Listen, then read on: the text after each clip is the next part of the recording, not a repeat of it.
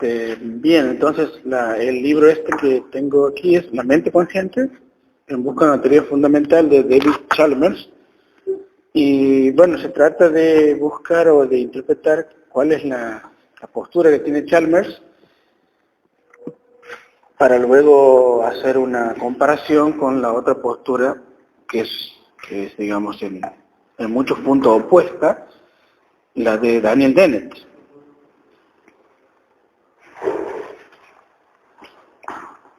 Chalmers se encuadra dentro del monismo materialista. Sin embargo, dentro del monismo materialista, Chalmers está ubicado, o es uno de los grandes defensores del dualismo de propiedades. Este dualismo de propiedades, que hemos visto en la clase pasada, consistía en la idea de que, si bien existe solamente una sustancia, que es el cerebro, la mente es una emergencia del cerebro, la conciencia igual, pero la conciencia o la mente tendrían propiedades distintas a las propiedades del cerebro, o sea, la idea de que lo mental o donde está la conciencia tiene sus leyes propias, digamos, o sus propiedades particulares que la harían distinta de la materia en sí, del cerebro en este caso. Entonces, a eso se le llama dualismo de propiedades, y Chalmers es uno de los grandes defensores de este dualismo. Uno de los que había defendido mucho el dualismo de propiedades es Thomas Nagel, cuando Nagel escribe su artículo de los 60, creo que es el artículo, no, un poquito antes me parece, sobre una cuestión del conocimiento. Como Nagel plantea la idea de que si se puede conocer o no se puede conocer todo lo que estaría, digamos, puesto a conocer. Si es que el conocimiento, si es que nosotros podemos obtener de la realidad, está dispuesto allí, o hay algo que no se puede conocer. Entonces, esto es lo que explora Nagel en su artículo ¿Qué es ser un murciélago? ¿Qué es ser un murciélago? O cómo es ser un murciélago, digamos, según la traducción. La idea es que Nagel explora la idea siguiente. Uno puede conocer todo del murciélago, puede conocer sus hábitos, puede conocer su vida, puede conocer qué es lo que come, puede conocer su fisiología, puede conocer su forma de, digamos, de andar en la tierra, su medio ambiente, todo. Conciencia, ¿verdad? Pero hay algo que no se puede conocer, dice Nagel, que es ser un murciélago, o sea, esa cualidad subjetiva que tendría el murciélago, que es única del murciélago, y que uno no podría entrar allí en esa cualidad subjetiva. A esta cualidad subjetiva o a esta experiencia cualitativa subjetiva vamos a llamarlo quale, y en plural qualia. Entonces los qualia serían esa variedad de experiencias subjetivas, cualitativas, que nos permitirían a nosotros ponernos en el lugar del otro, porque ya la idea sería que yo también tengo qualia, entonces ustedes también tienen qualia, y de algún modo se entendería este concepto en la idea de que tanto ustedes como yo pueden percibir esto que le llamamos qualia, que es una cualidad subjetiva de experiencia. Por ejemplo, ver colores, saborear el sabor del café, tener una experiencia de escuchar un concierto, todo eso serían qualias. Entonces, como todos lo podemos experimentar, pero no lo podemos compartir porque cada uno tendría el suyo propio, entonces para David Chalmers el problema duro, lo que él llama el problema duro, el problema importante sería averiguar qué son los qualia, o cómo se podrían hablar sobre estos qualia. Eso es lo que David Chalmers llama el problema duro de la conciencia. O sea, con la idea de que si yo no sé o no puedo averiguar qué son los qualia, entonces no estoy llegando al problema duro de la conciencia, que es lo que planteaba Nagel, que si yo conciencia puedo llevar a saber todo del murciélago menos qué es el murciélago, o sea, los qualia del murciélago que se percibiría a sí mismo de una manera particular. Entonces, Así tenemos, digamos, el problema duro, el problema grande de la conciencia que plantea Chalmers. Explicar qué es la conciencia es un tema muy difícil, por lo tanto lo que hace Chalmers es hacer una especie de descripción de lo que serían experiencias cualitativas. Entonces, si ustedes tienen, por ejemplo, en el primer capítulo que tienen en el dossier, en el capítulo 1 creo que es,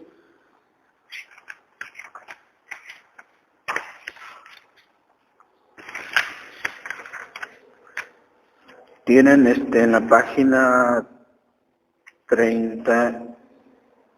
29, perdón, dice un catálogo de experiencias conscientes. Entonces la idea es, ¿qué son los qualia o qué sería tener conciencia? Bueno, Chalmers más bien nos da una definición,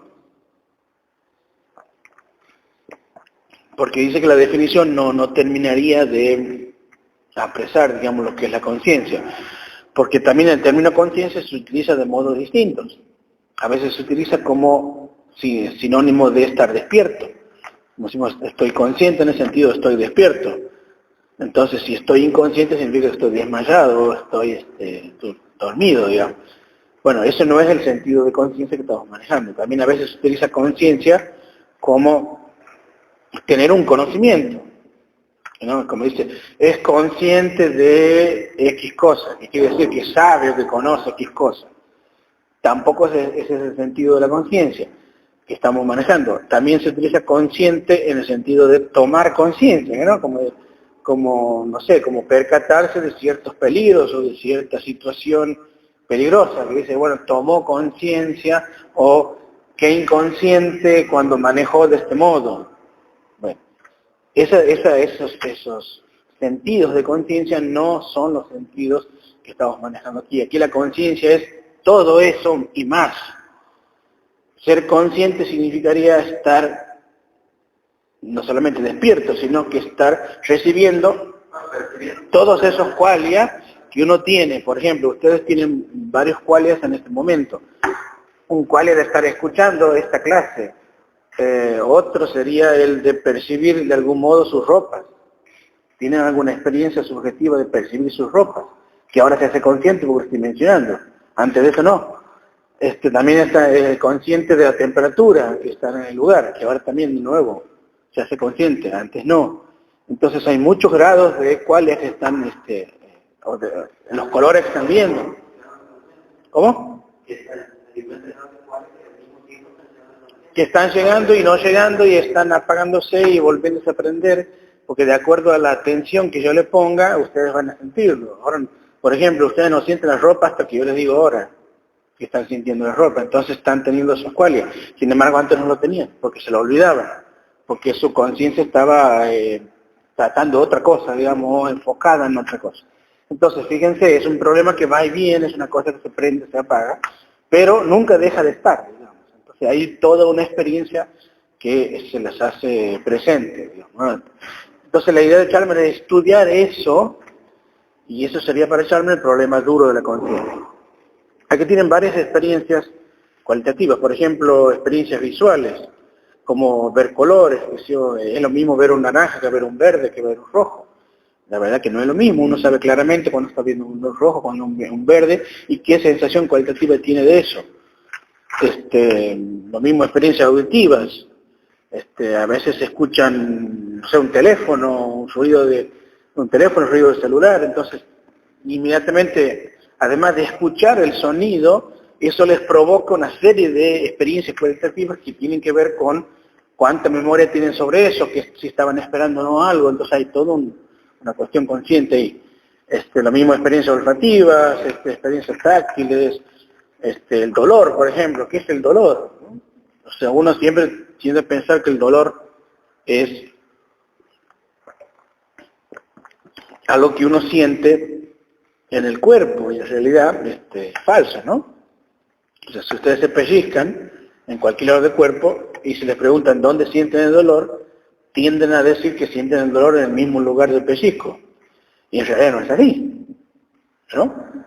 Si ustedes le pegan una patada en la pierna, dice, ¿cómo me duele la pierna? ¿Les duele la pierna? La verdad que no, porque en la pierna no está el dolor. El dolor está en el cerebro, porque si ustedes estuvieran inconscientes no sentirían ningún dolor, por más que le peguen patadas en la pierna o le persicasen en cualquier lado. Sin embargo, uno está acostumbrado a decir que le duele en el lugar, supuestamente que estás recibiendo un estímulo, y en realidad no le duele allí, le duele ¿en dónde? En la conciencia. ¿En dónde está el dolor? Está en la conciencia. Si nosotros no fuéramos conscientes no tendríamos dolor. Entonces, fíjense cómo cambia la perspectiva. Entonces, ¿por qué yo puedo saber en dónde me duele? En el sentido que puedo diferenciar un dolor en el brazo con un dolor en la pierna. Porque el cerebro tiene un mapa del dolor en su estructura neuronal que nos permite a nosotros reconocer de dónde parte el estímulo. Pero reconocer de dónde parte el estímulo no significa que me está doliendo allí. El dolor es un proceso consciente. O sea que nos duele en la conciencia, digamos, no nos duele en el brazo. Pero podemos reconocer de dónde parte el estímulo. Entonces, muchas cuestiones de estas nos hacen pensar que podríamos tener una fisiología que nos permita discriminar de dónde viene el estímulo y tener conductas que en este caso reparen el dolor, pero sentir el dolor es algo distinto a eso, porque incluso podríamos sentir el dolor sin que haya ningún estímulo en el cuerpo, o sea que sin que nos estén realmente hiriendo, digamos, sino que el dolor sería una experiencia distinta en este caso. Entonces es como que podemos de algún modo separar la conciencia del dolor de que realmente hay algo que nos está hiriendo. Claro que la mayoría de veces trabajan juntos, porque si no, no nos serviría sentir dolor. Pero bueno, se pueden separar las dos cosas. Entonces, todo el tema del dolor está también en la conciencia. Esto lo lleva a Chalmers a plantear la diferencia entre dos tipos de mentes que él llama la mente psicológica y la mente fenoménica.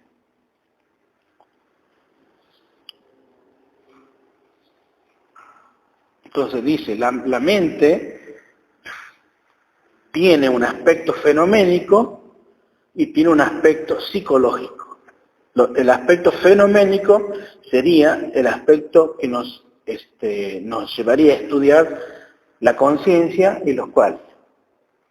En cambio, el aspecto psicológico es el aspecto que está ligado a la conducta humana y a una serie de causas y efectos que nos producirían a nivel cerebral, a nivel fisiológico. Entonces, si nosotros podemos separar esto, un cerebro que actúa bajo las leyes de causa y efecto y que se manifestaría en una conducta, por ejemplo, o en una disposición a actuar, y si yo puedo rastrear eso hasta su causa y puedo saber cuál es el efecto, digamos, de ciertas disposiciones a actuar o de cierta conducta, todo eso estaría dentro de lo que se llama la mente psicológica. Y esa mente psicológica, por ser el cerebro, estaría dentro de las leyes de la física, o de la ley de la biología, la ley de la química, digamos. Entonces, hay un aspecto psicológico, digamos, del asunto, que es el que estudiaron ustedes, por ejemplo, sobre el tema de cómo se forman, cómo se manifiestan las conductas, cómo se manifiesta un deseo, cómo es la relación entre un deseo y una conducta, o entre el miedo y la conducta y demás. Entonces, o cómo se forma una personalidad, cómo se trastorna una personalidad, todas estas cuestiones tienen que ver con la mente psicológica. ¿Por qué? Porque se trata de encontrar leyes que gobiernen causalmente esos fenómenos.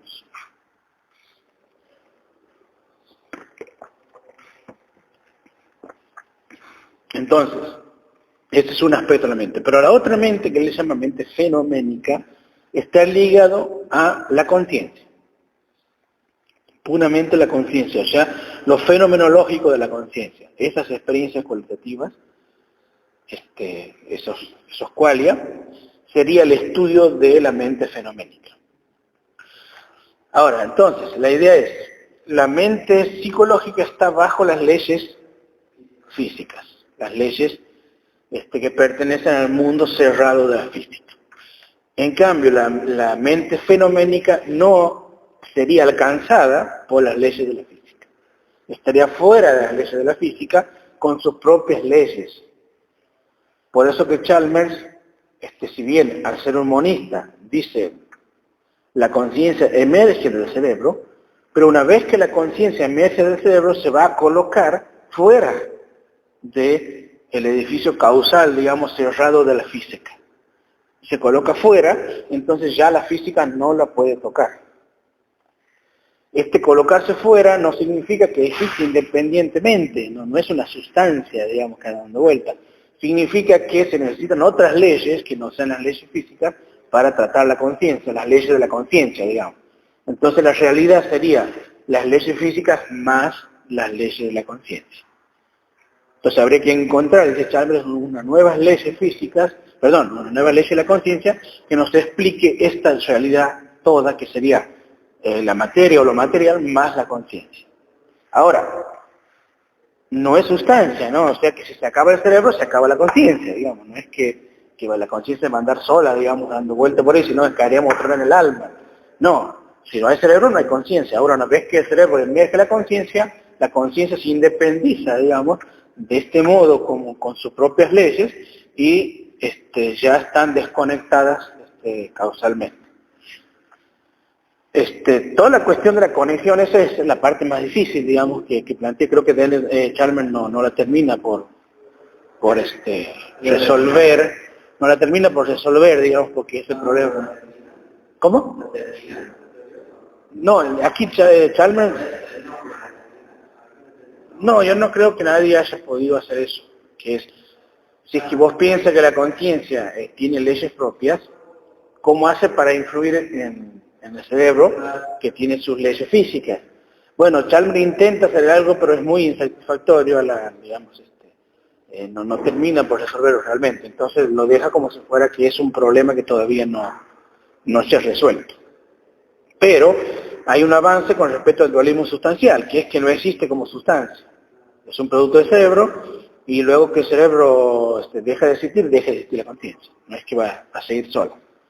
Pero bueno, se propone este tema de las dualidades. Ahora, si uno separa la mente fenoménica de la mente psicológica, entonces podría empezar a pensar la posibilidad de que existiera un mundo, no pero sí un mundo, que tuviera las mismas leyes físicas que este mundo, es decir, las mismas constantes físicas, las mismas regularidades, pero que en ese mundo no habría conciencia. O sea, no hubiera aparecido la conciencia. Esa es una experiencia contrafáctica. O sea, la idea de que me imagino un mundo igual al mío físicamente, pero en donde no haya conciencia. La pregunta sería, ¿es posible este mundo? Bueno, es posible si es que uno ha planteado la idea anterior, que es que la conciencia tiene otras leyes distintas a la del mundo físico. Entonces, si la conciencia tiene leyes distintas al mundo físico, puede haber un mundo físico igual que el nuestro, pero sin conciencia. Ya que no se cambia nada, el mundo sigue... No, es que no existiría ese mundo físico. Lo que plantea Chalmers es la idea siguiente. Yo puedo explorar una posibilidad que es esta, que existe un mundo igual que el mío, un universo igual que el mío, en donde no haya conciencia. ¿Ese universo sería igual que el mío? Físicamente sí, porque la física son iguales en los dos universos. ¿Qué es lo que no tendría?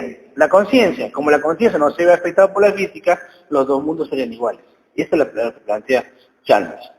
O sea, si vos admites la posibilidad de que se puede separar físicamente la conciencia del cerebro, en el sentido que de la ley de la física, entonces podrías imaginar un mundo que sea exactamente igual al nuestro, pero sin conciencia. ¿Se entiende el planteamiento? No dice que existe un mundo, dice que se podría hacer lógicamente que no viola ninguna ley física. Bueno, se refiere a que no tendría experiencia cualitativa. Por ejemplo, eso es lo que él llama la hipótesis zombie. La hipótesis zombie, bueno, un zombie filosófico, no un zombie de Hollywood, sería un sujeto que tendría una mente psicológica igual que la nuestra, pero no tendría una mente fenoménica. ¿Se entiende? Entonces, supongamos, imaginemos un mundo exactamente igual al nuestro, en donde hay la misma cantidad, digamos, de objetos, las mismas características. Hay una universidad católica, hay un curso de filosofía contemporánea y ahí es los mismos alumnos. Ahora, esos alumnos se diferencian de los otros alumnos, de los reales, de nuestro mundo, en que no tienen mente fenoménica, pero sí tienen mente psicológica. O sea que las conductas serían iguales. Los deseos, los miedos, todos son iguales, porque psicológicamente todo eso se puede investigar. Ahora, ¿qué no tendrían? No tendrían cuáles, no tendrían experiencia cualitativa, subjetiva. No habría algo que se diga ser, ¿cómo se llama?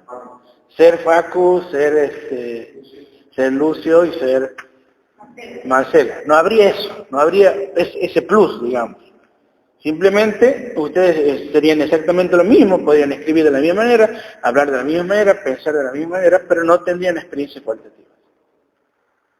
Si usted me dice que eso es muy difícil, yo le acepto, pero lo que dice Chalmers es, si han aceptado la tesis anterior de que la física no alcanza la conciencia, podría existir un mundo igual físicamente, incluso con la mente psicológica, pero sin conciencia. ¿Cómo se llama ese mundo? Bueno, se llama el mundo de los zombies, digamos.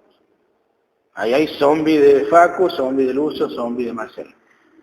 O sea, no tienen experiencia colectiva, todo lo demás es igual. Todo lo demás es igual. Entonces, ¿qué le faltaría? Bueno, le faltaría ese plus, esa conciencia. Es sentirse de algún modo, es percibirse de algún modo que no lo tendría. Pero eso no afectaría, dice Chalmers, a la mente psicológica. La mente psicológica estaría siempre ligado al mundo físico y a la causa y efecto. Entonces, la hipótesis zombie permite explorar esta posibilidad de un mundo sin conciencia. ¿Cuál sería el problema de la hipótesis zombie? Bueno, muchísimo, pero por ejemplo, un problema es que, si bien lógicamente es posible un mundo en donde no haya conciencia, quizás no sea biológicamente posible un mundo en donde no haya conciencia, porque la conciencia es una emergencia del cerebro. Entonces, si el cerebro ha logrado una tal complejidad, no veo por qué no tendría que existir la conciencia. Entonces, me parece a mí harto difícil pensar la idea de que un cerebro sea tan complejo para que tenga mente psicológica y no tenga conciencia. ¿Por qué no sufriría la conciencia? Pero bueno, desde un punto de vista lógico funciona, pero desde un punto de vista biológico no funciona, me parece, porque nuestra manera de percibir el mundo es a través de la conciencia. Yo creo que sí se podría investigar este mismo fenómeno al revés, no en seres con conciencia, sino en seres sin conciencia. Por ejemplo, yo podría plantear la idea de que hubiera dos tipos de batería de celular, o dos tipos de celulares. Uno que tenga conciencia y otro que no, por ejemplo. Y ahí se ve que sí hay una pequeña diferencia entre mente psicológica y mente fenoménica. Por ejemplo, yo tendría dos celulares exactamente iguales, pero claro, a los dos se le acaba la batería del mismo modo, pero uno de los celulares, cuando se le acaba la batería, tiene una experiencia cualitativa. O sea, siente algo como que, qué cansado que estoy, o se me acabó la batería, estoy agotado, una cosa así. Pero lo que hace el celular es lo mismo que hace el otro. O sea, vos viéndolo no podrías reconocer cuál es el que tiene conciencia y cuál es el que no, porque se prende una lucecita o se empieza a poner rojo, lo que usted quiera. Entonces, ustedes dicen, bueno, los dos celulares son exactamente iguales. Ahora, ¿en qué se diferenciarían? En que uno sentiría, además de los procesos físicos, sentiría algo como estoy agotado, me falta batería, lo que fuera. Entonces, pero eso no le agrega nada, digamos, a la idea de que pueda cargarse, o te dice cargame, o enchufalo a lo que sea. Eso los dos celulares harían exactamente lo mismo, pero uno tendría conciencia y otro no. ¿Se entiende? Entonces, es como que si yo le pongo conciencia a un celular, no sería esencialmente distinto al otro que no tenga conciencia, porque harían lo mismo los dos. Pero uno sentiría algo y el otro no. Bueno, algo así sería un zombie, digamos. Sería como alguien que se manejara del mismo modo que se maneja Marcela, pero sin sentir nada. Como dice Chalmers, está apagado no sé, el televisor o lo que usted quiera en el cine, está apagado, está negro, digamos. No hay nada ahí. No hay una imagen, no hay nada. Pero después todo lo demás es igual, digamos. Bueno, la hipótesis me parece medio rara, pero sí podría entender la hipótesis de los celulares, digamos, que bueno, un celular podría sentir y otro no, pero funcionalmente son iguales, digamos, ¿no? Bien, pero a Chalmers le parece interesante la idea de la hipótesis zombie. Bien, entonces, esta es uno de los argumentos que maneja Chalmers para apoyar su idea de que existe mente fenoménica y mente psicológica. En el capítulo 2 habla sobre la superveniencia y aquí vamos a entrar en el concepto de superveniencia. El concepto de superveniencia, que está en el capítulo 2, va a intentar, digamos, una segunda línea de argumentación para el mismo fenómeno, que es la división entre mente fenoménica y mente psicológica, con el concepto de superveniencia. ¿Qué es la superveniencia? Bueno, la superveniencia sería, que está definido como, la noción, dice, de superveniencia formaliza la idea intuitiva de que un conjunto de hechos puede determinar por completo otro conjunto de hechos. O sea, hay un conjunto de hechos A, digamos, y hay un conjunto de hechos B. Si el conjunto de hechos A determina completamente el conjunto de hechos B, entonces podemos decir que el conjunto de hechos B superviene al A. Lo digo de nuevo. Si el conjunto de hechos A determina al conjunto de hechos B, podemos decir que el conjunto de hechos B superviene al A. O sea, uno lo determina, el otro lo superviene. ¿Vamos? Si quiere podemos poner ejemplo. Por ejemplo, el conjunto de hechos A sería la física, por ejemplo. Y el conjunto de hechos B sería la biología. Entonces yo podría decir que la física determina la biología. Y está claro que es así. Porque la biología no puede ser algo en contra de la física. Entonces, toda la biología de algún modo superviene a la física. Porque si cambia algo en la física, cambia en la biología. Porque la física determina a la biología. ¿Se entiende? Entonces un conjunto de hechos A determina otro conjunto de hechos B, el conjunto de hechos B superviene al A. Si entendemos eso, entonces, lo que diría Chalmers es lo siguiente. Las leyes de la conciencia no supervienen a las leyes físicas. O sea, el conjunto de las leyes físicas no determina a la conciencia o a las leyes de la conciencia.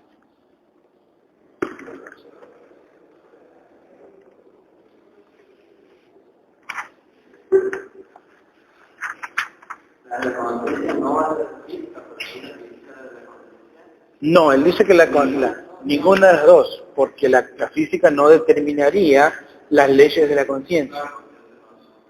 Y la conciencia no superviene a las leyes de la física. Son como dos, claro, como dos dimensiones, digamos, que tienen sus propias leyes. Y que se tenían que sumar. No supervenir una a otra ni determinar una a otra, sino que se deben sumar. Así, la realidad es la suma de las leyes físicas más las leyes de la conciencia.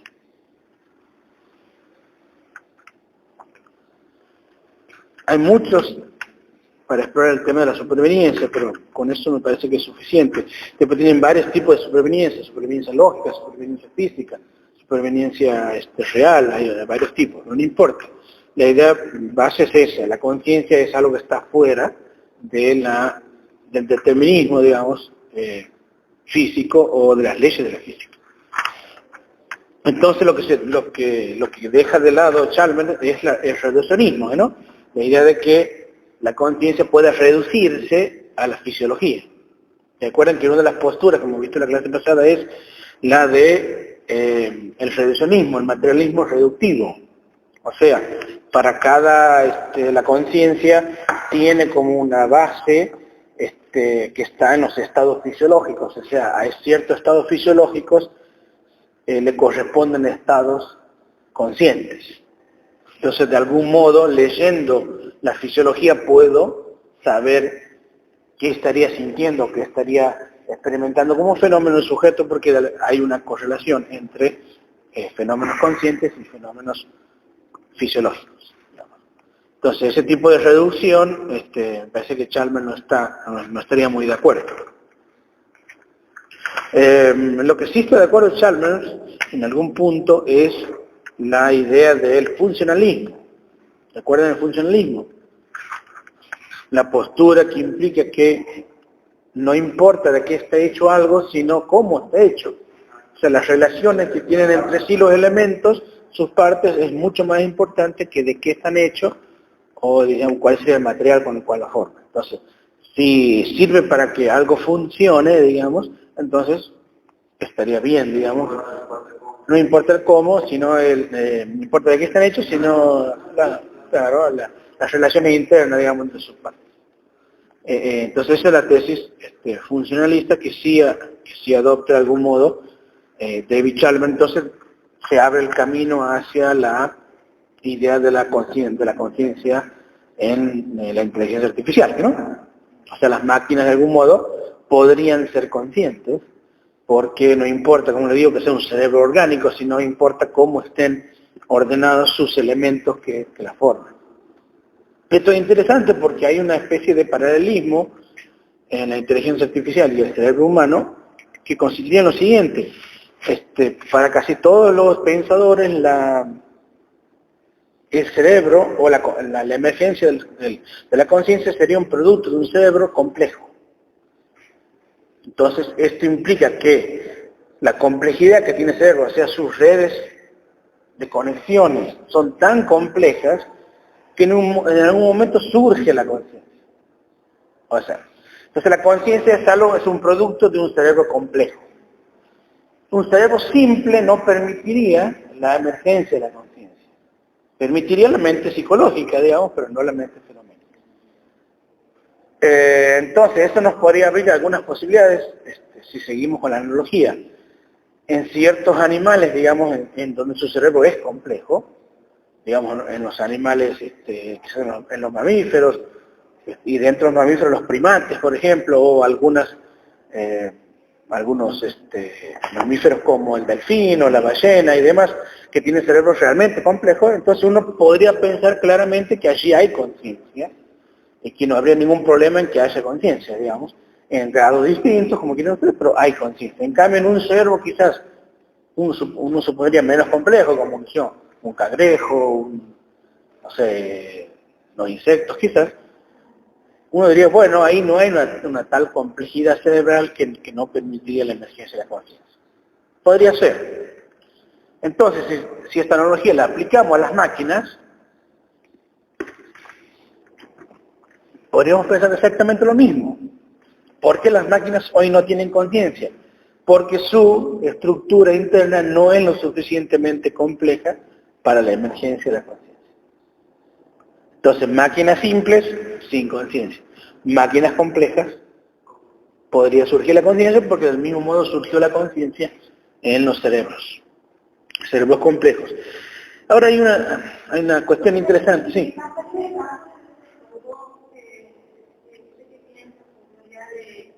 Intervenir en la tecnología o de llevar a cabo tareas domésticas que no se Bueno, ese robot sería como una parte de una mente psicológica que funciona, causa y efecto, digamos, estaría programado para hacer ciertas cosas.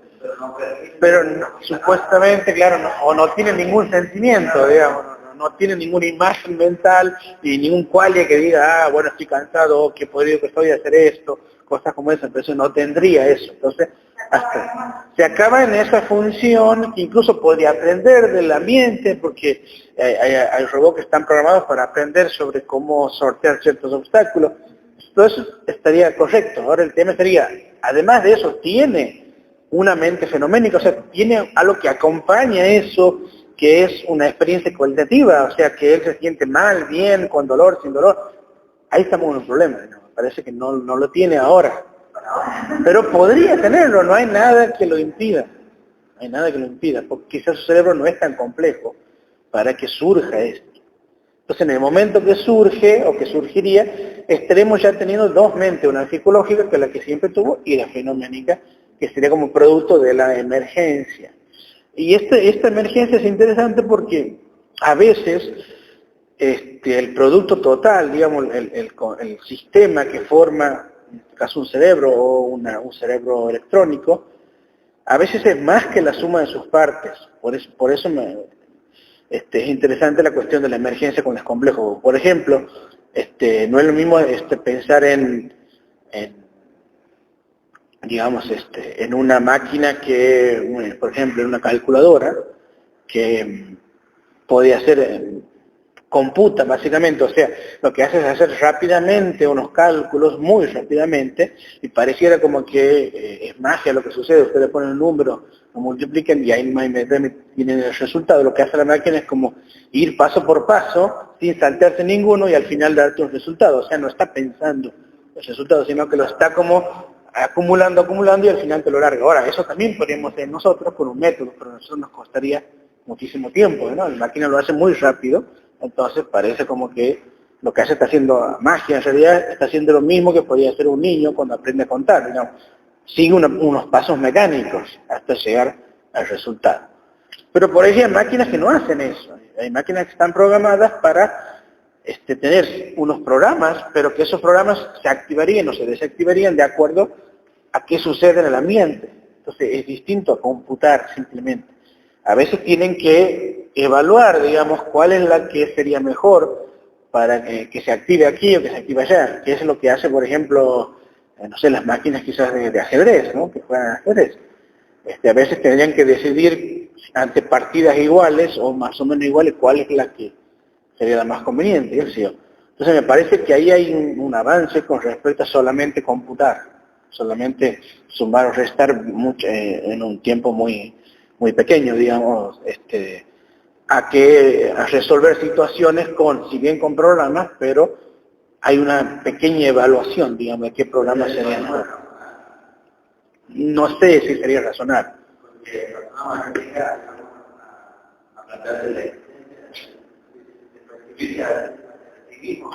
No sé si razonar implicaría, yo creo que razonar tiene que ver más con el lenguaje. Sí podría pensar, o sea, un niño puede pensar sin lenguaje. Antes del lenguaje un perro puede pensar, me parece a mí. Ahora lo que no puede es razonar, porque razonar implica pensar con lenguaje, pensar con juicios y con pasos y una conclusión, o sea, está puesta la lógica ahí, digamos, y un juicio y una premisa y un razonamiento, algo que necesariamente se desprende, y eso lo hacemos con el lenguaje, no podemos hacerlo sin el lenguaje. Entonces, es muy difícil que si algo no tiene lenguaje, que sería imposible, razone, digamos, en este sentido. Si puede pensar en otra cosa, digamos. Pensar es más amplio que razonar. El razonamiento sería una parte del pensamiento. Pero bueno, como estamos viendo, las máquinas no necesariamente, por ser máquinas, no podrían hacer esto. Sino caeríamos en una especie de falacia organicista, digamos. Es decir, solamente lo orgánico puede pensar, la verdad que no. Pero bueno, sí podemos decir que el nivel de complejidad que tiene una máquina hoy en día no es el suficiente quizás para que surja espontáneamente, digamos, la conciencia. Así como en un momento nuestros cerebros no primates, sino de un cerebro que de antepasados no primates, no estaban lo suficientemente maduros como para que surgiera la conciencia. Ahora, cuando ya fueron primates, fueron un poco más adelantados en el sentido de que su cerebro estaba más grande, surgía la conciencia. Entonces parece ser ese paso, no me parece más que otra cosa. Bien, las películas han indagado mucho esta cuestión, ¿no? La idea de que una máquina pudiera pensar o tener conciencia. Hay algunas películas que pueden investigar que son muy interesantes. No diría que esa es la más interesante, pero sí, por ejemplo, Blade Runner, por ejemplo. Blade Runner me parece una película excepcional, no solamente con este tema, sino como película, digamos. No, esa es inteligencia artificial. Se llama Blade Runner, Blade como de filo, digamos, y Runner de corredor. ¿Por qué se llama Blade Runner? Porque los Blade Runners en la película, es una película de Ridley Scott, en 1982. Y eso en un futuro en donde se pueden crear ya, ¿cómo llamarlo?, androides, que son tan parecidos a los humanos, que incluso algunos de eso se trata la película, podían sentir, no solamente razonar y pensar. Entonces, cuando han logrado hacer esto, cuando estos androides que se llamaban replicantes, podían ya sentir como un ser humano, el creador de estos replicantes se asustó.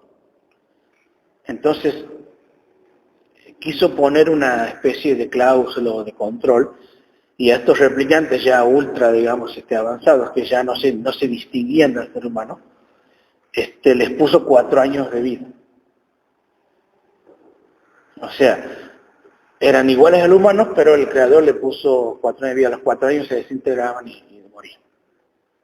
Ahora, lo interesante de la película es que los anteriores a esos, los replicantes anteriores a estos que eran perfectos, digamos, sí se podía saber que no eran humanos con un test,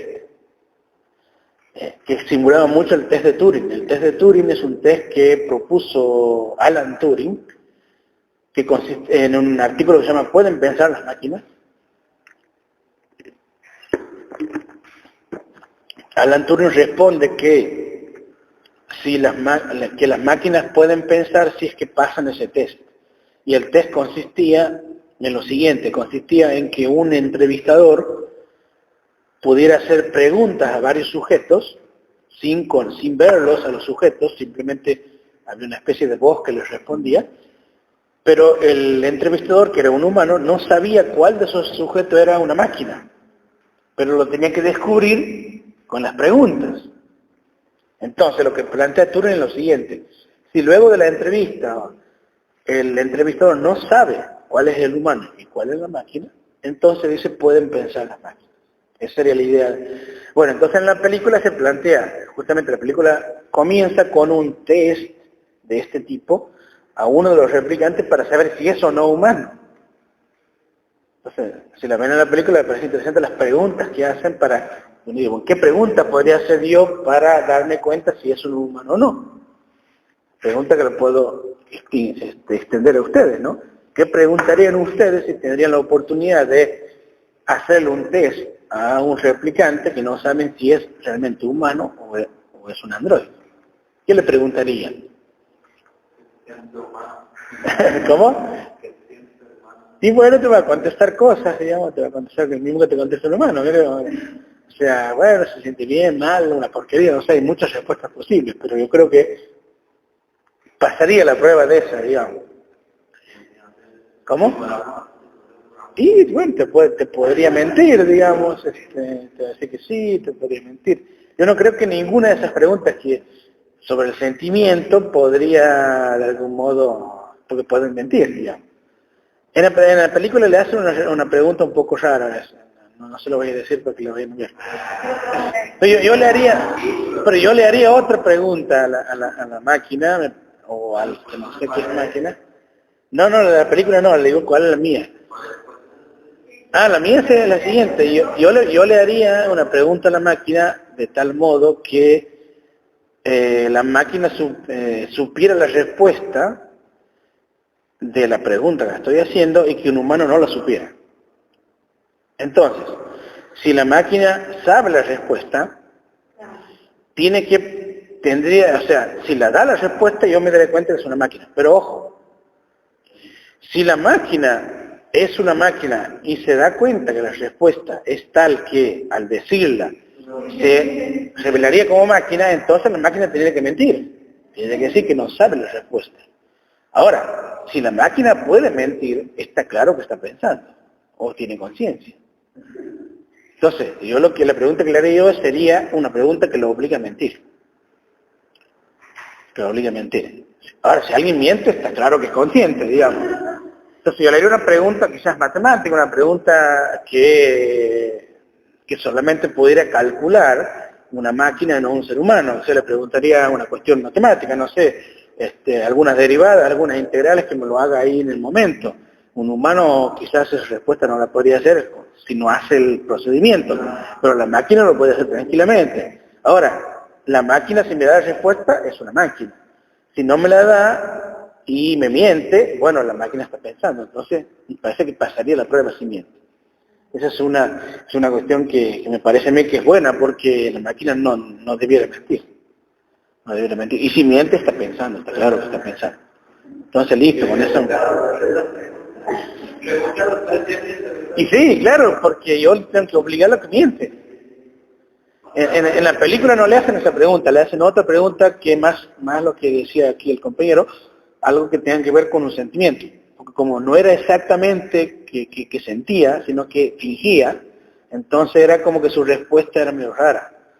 Entonces el ser humano hábil era como que lo iba llevando a que se revele como que no era un humano, digamos, algo así. Pero bueno, veanla la película y se dan cuenta cuál es la pregunta que le hace. Pero no era una pregunta que se descendió, es una pregunta más bien de estimular que me dice ante una situación absurda. Digamos. Pero claro, el replicante perfecto ya podía pasar todos los test, porque era igual que un humano, sentía igual que un humano, pensaba igual que un humano. La cuestión de la película era que tenía 4 años de vida, y eso no lo sabían ellos. Ahora, cuando se enteran que tenía 4 años de vida, se enojan y vuelven a la Tierra, porque estaban creo que en Júpiter, nos estamos trabajando, vuelven a la Tierra a buscarlo al Creador y a indagarlo de por qué le había puesto esa cláusula de 4 años. El tema es el siguiente, que ellos además de ser replicantes, en el sentido que pensaban igual que un humano y sentían igual que un humano, la fuerza que tenían era superior a un humano. Entonces eran peligrosos. Entonces cuando vuelven a buscarlo al creador que estaba en la Tierra, lo mandan a un Blade Runner. Blade Runner es una especie de policía que lo protagoniza Harrison Ford, que lo manda a detenerlos a los replicantes. Porque no querían que llegue hasta el creador. Entonces la película plantea eso, ¿no? La idea de la inteligencia artificial. Ridley Scott, un gran director de Aliens, por ejemplo, de Alien, del 79, director de, bueno, Lluvia Negra, Gladiador, bueno, hay otras películas.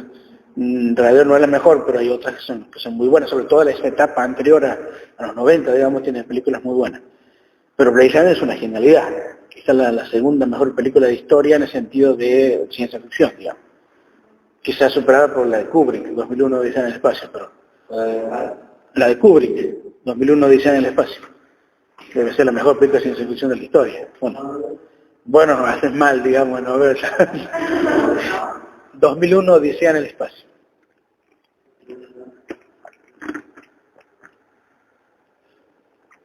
Si quieres ver una película también que explora este tema, Autómata, del 2015, creo que es, con Antonio Banderas, es muy buena. Entonces, volviendo a Chalmers, la idea del funcionalismo es esta, ¿no? De que las máquinas podrían tener conciencia. Y al final, casi al final del libro, un poco medio apresurado, Chalmers, pues, y se deja llevar un poco por sus ideas, plantea lo que se llama el panpsiquismo. Pan, todo, psiquismo, todo consciente. Entonces plantea que podríamos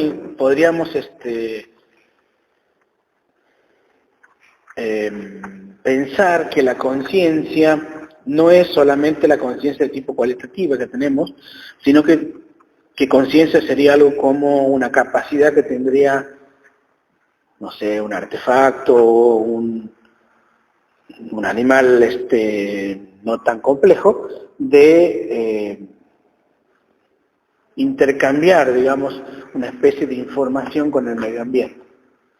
Como que si el dispositivo o el animal de baja complejidad, si puede interactuar con el ambiente recibiendo información y dando información, dice podría ser una manera de definir la conciencia, no la conciencia nuestra, porque la conciencia nuestra, además de ser consciente, es autoconsciente. O sea, sabemos que sabemos, ¿no? Pero puede haber conciencia sin autoconciencia.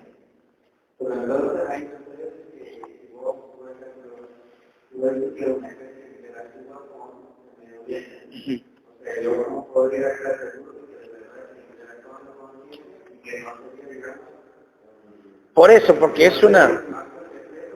Sí, claro, porque el tema lo que plantea aquí Chalmers no es que él crea que eso es así, sino que dice yo no veo que sea tan distinto de la conciencia real, no de la autoconciencia, sino de la conciencia real. Entonces como que le da pie de que eso podría suceder, que podríamos llamar conciencia a eso. Entonces, si llamamos conciencia a eso, de algún modo todo es consciente. Entonces me parece que se va por una parte ya bastante mística, digamos, del panpsiquismo. Y esto lo explora en uno de los argumentos que él pone, que él los rebautiza como ¿qué es ser un termostato? Copiando la idea de qué es ser un murciélago. Pero el termostato sería un dispositivo que recoge información del ambiente y se apaga o prende un aparatito si es que la temperatura baja lo suficiente o si sube lo suficiente. Entonces, dice, ese dispositivo que solamente tiene que saber qué temperatura hay afuera y accionar una perilla, o si baja la temperatura la activa, dice, eso es suficiente para decir que puede haber conciencia de un termostato. Pues por eso le pone el que es ser un... Es que ya, como te digo, ya me parece que ya se va para un terreno un poco más místico, ya ni siquiera es conciencia psicológica. Porque conciencia psicológica tiene que ver con algo más complejo. Yo creo que él explora la idea esa como diciendo no le veo que tenga, que sea tan descabellada. Y bueno, esta es la parte que más le han caído duro, digamos. Otros ya se burlan de eso, eso ya no tiene ningún sentido, digamos, ya es básicamente una burla lo que está planteando. Aunque él sí aclara que él no cree en eso, pero sí dice como que es una posibilidad, como diciendo, nada lo impide. Entonces por eso la idea del panpsiquismo, todo consciente. Claro que no es una conciencia como la nuestra. Otro autor dice, no señor, eso es mucho, digamos. Yo pueda suponer que una máquina puede ser consciente, quiere decir que es consciente a la manera nuestra o parecido a la manera nuestra, no que cualquier cosa que implique un intercambio, digamos, de información entre el ambiente y un dispositivo sea conciencia. Como les digo, ya es me parece a mí una parte un poco más mística de Chalmers, ¿no? Chalmers es un poco como Wittgenstein, ¿no? Ya vamos a ver Wittgenstein más adelante, que es como que tiene unas partes que son bastante, como decirlo, ajustadas a la lógica o a cierto tipo de filosofía, y hay otras partes como que deja volar demasiado su imaginación, digamos, y se va para la parte mística. Entonces tiene esa cuota de misticismo que tenía Wittgenstein, digamos. Entonces hay partes del libro que son bastante místicas y partes del libro que son bastante lógicas o coherentes, y otras que son como mucho vuelo. Eso lo van a encontrar en Dennett, por ejemplo. Además, Dennett critica esa actitud de hacerse el misterioso, digamos, con la conciencia. Pero bueno, quizás sea por su postura de que la conciencia no está anclada en lo físico, entonces de algún modo podría permitirse esas libertades, digamos, en su pensamiento místico, ¿no? Si leen el libro La mente consciente, ahí tienen algunos capítulos, pues si lo leen entero van a encontrar ciertas partes como que ven que está ya en otro nivel, digamos, un nivel bastante más especulativo que el normal. Pero bueno, sirve para plantear una corriente en filosofía de la conciencia que plantea el dualismo de propiedades, que plantea que la conciencia va a ser un conocimiento que nunca vamos a tener nosotros del sujeto, porque hay algo que se nos escapa, que es ser eso que es el sujeto, y que entonces el único modo de llegar a la conciencia sería la introspección. O sea que cada sujeto puede saber algo de sí mismo y que otro no lo puede saber. Entonces lo que sea la conciencia, solamente el sujeto puede decirlo, digamos. Entonces el método de la filosofía de la conciencia para Chalmers sería la fenomenología. O sea, una descripción de mis estados cualitativos subjetivos. Y que yo tengo como el acceso directo a lo que es mi conciencia. Entonces vos no podrías saber más que yo, digamos, de lo que sería mi conciencia. Cuando veamos la clase que viene, las posturas de Dennett, vamos a ver que es casi opuesta a todo lo que estoy diciendo aquí. Para Dennett, la mejor puerta a la conciencia no es la introspección. Para Dennett, la conciencia debe fundar una ciencia. Para Dennett, la conciencia es mucho menos de lo que se dice. Y sobre todo para Dennett, la conciencia es un conjunto de creencias, muchas veces falsas, que el sujeto tiene sobre sí mismo. Pero eso vamos a ver en la clase que viene. Entonces con Dennett vamos a investigar la idea de que todo ese planteo de la conciencia que hace Chalmers son obstáculos para llegar a que verdaderamente es la conciencia. Son como cosas que se ponen, misterios que se ponen, cosas, digamos, que se agregan, que en realidad son un lastre que nos impediría llegar a lo que es verdaderamente la conciencia. Pero bueno, eso vamos a verlo en la clase que viene con Daniel Dennett, en donde se plantea una visión un tanto opuesta a la que plantea Chalmers. Bien, hasta ahí llegaríamos, después ustedes siguen con sus lecturas. ¿Alguna pregunta quieren hacer?